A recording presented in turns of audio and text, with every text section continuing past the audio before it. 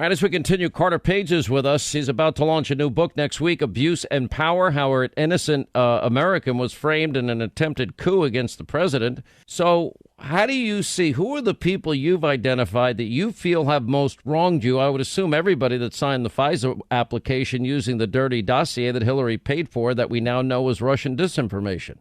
Well, Sean, I think, there were some really interesting clues a couple of days ago when we saw that first indictment or first information memorandum charging document in the Durham investigation. And, there are some interesting points in there talking about they identified certain members of the Crossfire Hurricane team, right? And this goes back to, as you were saying, that way back in August 2016, right during the presidential election.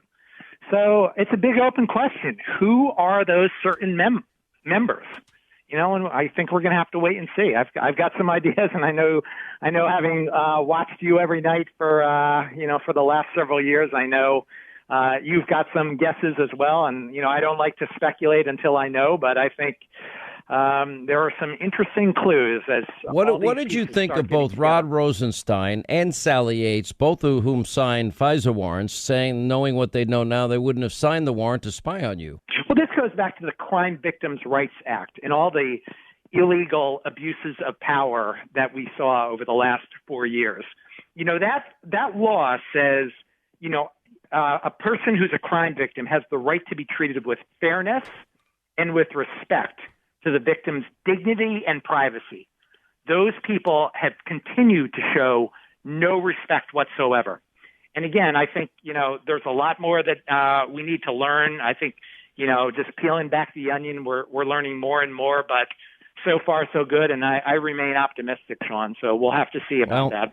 You also have a new attorney who, by the way, happens to be one of many for me. Attorneys, I've retained Lynn Wood, and I understand you've retained Lynn Wood as your attorney. There is one tough attorney I would not want to go against.